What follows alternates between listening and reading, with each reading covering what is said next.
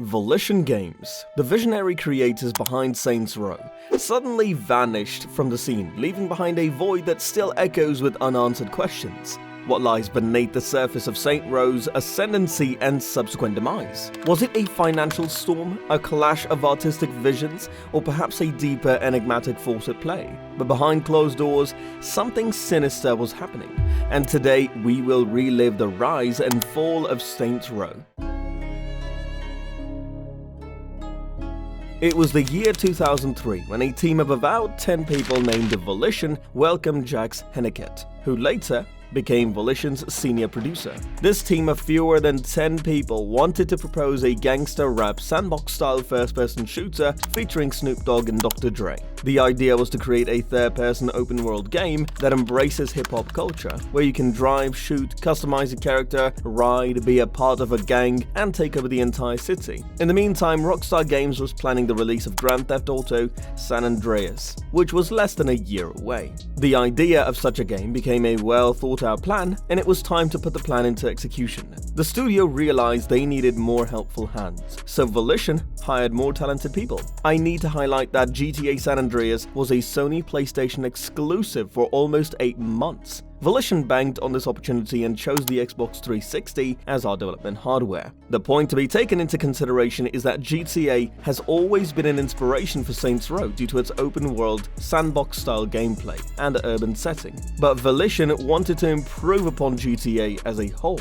They sold the idea of a non-linear story and gameplay with a deep character customization system, allowing players to create and personalize their protagonist with a wide range of clothing, accessories, and physical features with realistic physics and combat mechanics, making the shooting and driving experiences feel smoother and more refined. And even a multiplayer that even included co-op and 12-player competitive online modes. The added advantage of the more advanced hardware of the Xbox 360 was that it offered improved graphics, higher resolution, and overall better visuals, with over 30,000 lines of dialogue recorded. The NPCs were also programmed to provide relevant commentary. The stage was set, and Saints Row met overall positive scores, which are currently at 81 on Metacritic. Media outlets and gamers alike praised the innovations, and even the engaging storyline with a cast of memorable characters and its distinct sense of humor and satire, often poking fun at both itself and the open-world crime genre. Its over-the-top antics, ridiculous scenarios, and witty dialogue added a light-hearted and entertaining element to the gameplay. The game was also praised for its wide range of activities and side missions, from intense shootouts to absurd minigames like insurance fraud, where players intentionally threw themselves in front of cars to earn money.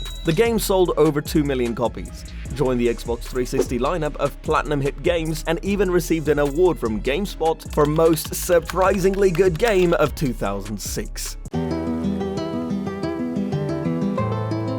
After the success of the original Saints Row, developer Volition and publisher THQ agreed to initiate the development of its sequel, Saints Row 2. The unexpected success story of the previous entry made the development team all the more ambitious. The development team at Volition knew they had a unique opportunity to build upon the foundation of the original game, taking player feedback into account, and Volition decided to expand upon the blueprint already present, the fictional playground of Stillwater. The goal was to make it more immersive, vibrant, and filled with diverse activities for players to enjoy. The game was no longer a timed Xbox 360 exclusive and was set to release on the PS3 as well.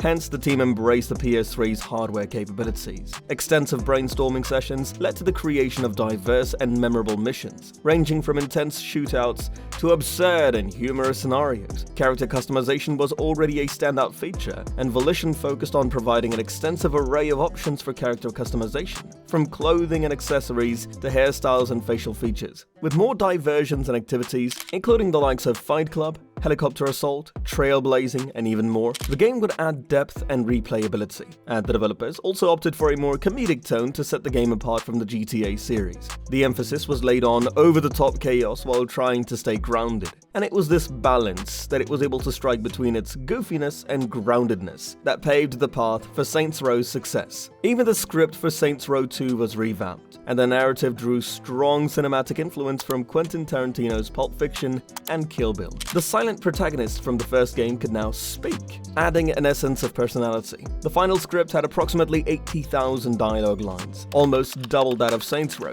the first. The game was released on October 14, 2008 for the PS3 and Xbox 360 and became a commercial and critical hit, with Saints Row 2 making approximately 3.4 million copies and hence paving the way for Saints Row the third. Saints Row the Third was released on November 15, 2011, and it was really different from the previous titles. In spite of being quite different from the GTA series, some critics and fans still thought Saints Row was trying to be another GTA game with more customizations, and GTA 4 was released 3 years ago. By the way, it's my favorite game in the entire series. But without digressing from the topic, the game marked a significant departure from the franchise's previous entries. While it retained the open-world, sandbox-style gameplay that the series was known for, it adopted a more somber and serious tone, exploring themes of crime, consequence, and the elusive American dream. So, what did Volition do differently on Saints Row the Third? They made the game an all-out fun experience. The game took the franchise in a bold new direction, embracing an over-the-top, irreverent style that set it apart from its competitors. It was praised for its unabashed embrace of absurdity and satire. The game did not take itself seriously, offering players a wild, hilarious, and often surreal experience, from using giant purple dildos as weapons to engaging in absurd side activities like insurance fraud and Professor Genki's super ethical reality climax. The game constantly pushed the boundaries of conventional gameplay. Player freedom and customization were never compromised. The game's initiation station allowed players to create and share their custom characters, fostering a sense of community and creativity among players. We were introduced to a cast of colorful characters, contradicting the personalities of Niko Bellic, where each character in Saints Row the Third was more outrageous than the last. The ridiculous scenarios and missions, such as parachuting into a penthouse party while Kanye West's Power blared in the background, left players laughing and entertained throughout the game. As a result, just as its predecessor, Saints Row the Third was a breath of fresh air for all, and as a result, the game is currently sitting at 84 on Metacritic and has made approximately 5.5 million in sales worldwide. Volition has done it again, and now they have a recipe for success, which is clearly setting them apart from being once called a mere Grand Theft Auto clone. As expected, Saints Row 4 was released just 2 years later, in August 2013, and took the franchise to new heights. Volition had this recipe for success: create an open-world game that is over the top in terms of its wackiness, absurdity, and irreverence. The franchise had been steadily moving in this direction, with each installment becoming more outlandish than the last. By the time Saints Row 4 was developed, the series had embraced its unique identity as a wacky, chaotic, and comedic experience. Now, keep in mind, there was another open-world action-adventure game released the same year, Rockstar Games' magnum opus, Grand Theft Auto 5. And this happened just a month later in September. While GTA 5 had a more realistic setting, set in the fictional US state of San Andreas and the city of Los Santos, based on Southern California and Los Angeles, respectively, Saints Row 4 was set in this virtual reality simulation created by the alien antagonist Zinyak, while in GTA 5, Rockstar Games focused on character depth with distinct backgrounds, personalities, and motivation, with themes delving into crime, family, and ambition, which are relatable. Saints Row 4 puts you in the shoes of the all-powerful President of the United States, gaining superpowers to combat an alien invasion. And even though this is definitely fun, it is ridiculously absurd simultaneously. As a result, there was absolutely nothing in terms of Volition's grounded approach to Saints Row anymore. I mean, do not get me wrong, the game is fun overall, but there was this very essence of wackiness that has been dividing the fans of the series since Saints Row the Third. And here is where we do a case study. We do recall that the Saints Row series began as a more grounded and gritty alternative to the GTA series, but over the years some fans felt it lost its initial identity and unique selling point, becoming just another zany open-world game. And this was a bit polarizing, since some players enjoyed the over-the-top antics while others found them off-putting. The introduction of superpowers, aliens, and other fantastical elements in later Saints Row games was seen as gimmick overload. And at this point, the developers at Volition realized that they faced a big block to overcome.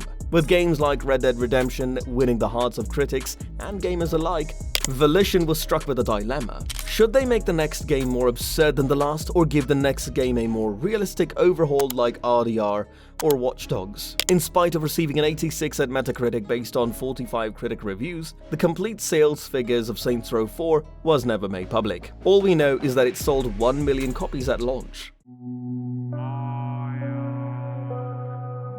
Once known for its over-the-top absurdity and chaotic gameplay, the Saints Row series embarked on a bold reboot in an attempt to evolve its identity. With the reboot, Volition attempted to appease its older fan base, who preferred a bit more grounded approach, while trying to incorporate elements of wackiness that made the previous installments work, and therein lies a major issue. Or rather, a massive problem. You see, Volition wasn't just trying to appease its already established fan base, it was also trying to market its end product to the younger generation of gamers, the younger Gen Z. The game was trying to play a balance act between folks who grew up watching 80s action movies and those who grew up with Instagram and TikTok. Some even pointed out that the game was trying to lean towards being a bit more woke to appeal to a wider audience. But one could easily see that this new generation of Saints Row looked less like the gangsters we all loved and adored, and looked more like school-going kids, designed to appeal to the Gen Z gamers. And to be honest, there was some truth to these allegations as well. The cast absolutely failed to capture the magic of Johnny Gat and Shondi, and instead resembled characters from Fortnite or wannabe TikTok influencers. Apart from the overall tone of the game,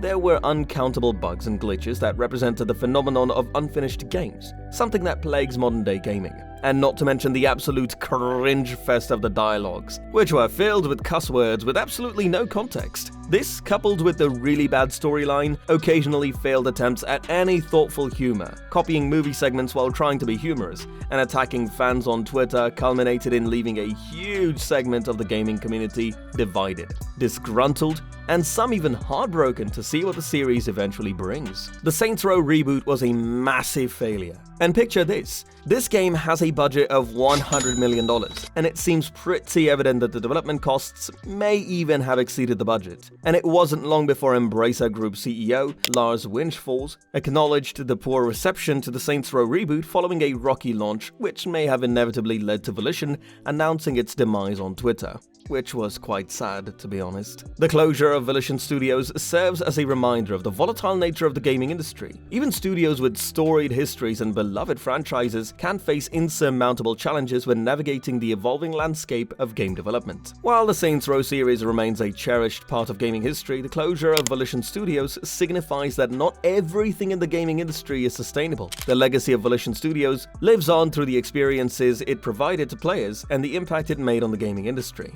The closure of the studio is not just an ending, but also a reminder of the resilience, creativity, and determination that define the world of game development. But what are your thoughts? Let me know in the comments below. Was it the industry dynamics, financial pressures, or perhaps the struggle to adapt to changing player expectations? The rise and fall of Saints Row indeed serves as a reminder, as a thought-provoking case study. Let me know your thoughts on what lessons the gaming industry can learn from this journey. The rise of GTA games from their 2D roots will be an interesting watch for you guys, so make sure to check it out on the left. Do press the like button, subscribe to the channel, and we will see you the next time. Till then, adios.